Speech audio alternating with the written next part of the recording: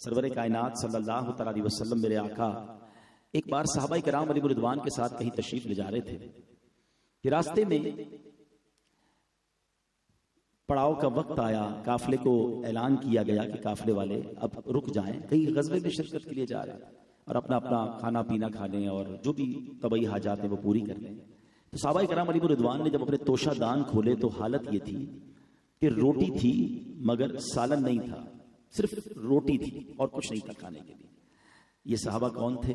یہ میرے آقا کے ساتھی تھے، یہ قطعی جنتی تھے، یہ جان دینے جا رہے تھے۔ They are not on any holiday trip, وہ کسی گھومنے پھرنے کے ٹرپ پہ نہیں تھے، وہ تو اللہ کی راہ میں اپنی جان قربان کرنے جا رہے تھے۔ مگر حال یہ تھا، غربت کا عالم یہ تھا کہ فقط روٹی تھی، سالن نہیں۔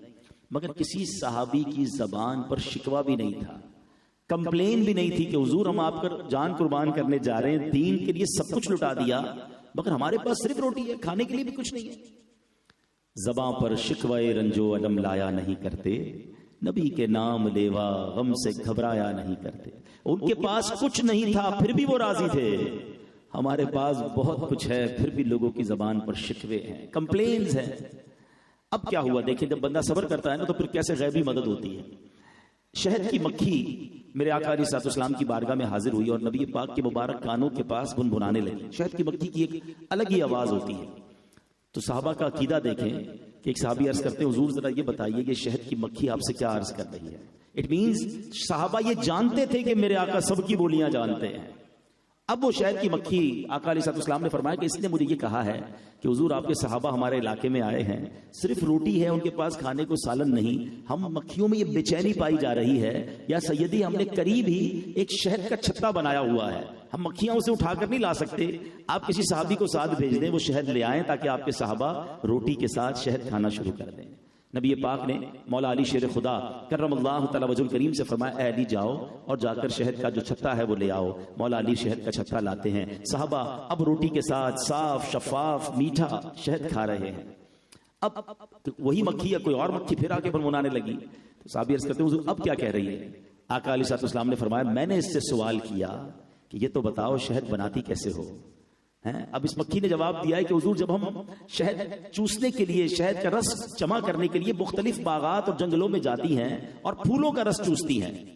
نبی پاک نے بڑا ریلیونٹ کوسچن فرمایا کہ پھولوں کا رس تو کڑوا بھی ہوتا ہے، پھیکا بھی ہوتا ہے، شہد تو بڑا میٹھا ہوتا ہے۔ آپ کو بھی کبھی پریکٹس ہوئی ہوگی، کبھی کبھی آپ ہار وغیرہ کوئی پہناتا ہے تو گلاب کی پتی تو کھا لی جا سکتی ہے مگر چمبیلی اور موتیا وغیرہ یہ تو بہت کڑوا ہوتا ہے۔ تو شہد تو اتنا میٹھا ہوتا ہے کہ نام لے تو وہ میٹھا ہو جائے، تو کتنا ڈیفرنس ہو گیا۔ تو نبی پاک نے فرمایا کہ پھولوں کا رس تو کڑوا پھیکا بھی ہوتا ہے، شہد اتنا میٹھا یہ کیسے؟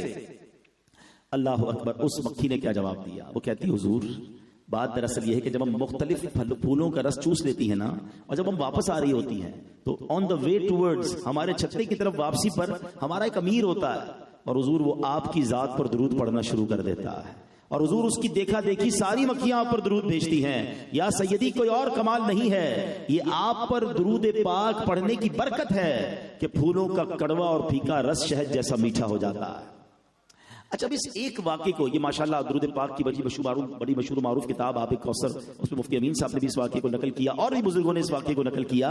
اس ایک واقعے سے کیا کیا سیکھنے کو ملا؟ پہلے تھوڑا سائنٹیفکلی بات کر لیتے ہیں، اسٹوڈنٹس بیٹھے ہیں جنہوں نے سائنس پڑھی ہے تو اس میں ہمیں یہ بتایا جاتا ہے کہ جناب یہ پورا جو ہنی بی کا فارمولا ہے، فینومینا ہے، یہ سارا گھومتا ہے کوئین بی کے گرد، یعنی ایک ملکہ مکھی ہوتی ہے اور اس ملکہ مکھی کے تحت جناب شہد کا چھتا جو ہے پورا چلتا ہے، اس کا کنٹرول ہو جاتا ہے۔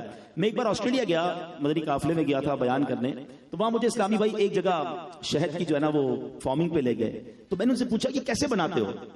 تو انہوں نے بتایا کہ ایک کوئین بی ملکہ مکھی ہمیں خریدنی پڑتی ہے اور جیسے ہی ہم اس کو چھتے میں ڈالتے ہیں نا تو اللہ کی شان دیکھے کہ 2 کلومیٹر ریڈیس پر 2 کلومیٹر کے فاصلے پر جتنی مکھیاں شہد کی ہوتی ہیں وہ اس کے کنٹرول میں آ جاتی ہیں اور اب اس کا آرڈر مانتی ہیں۔ اور میں نے کہا اچھا جب شہد جمع ہو جاتا ہے اب یہ مکھیاں باہر کیسے نکلتی ہیں؟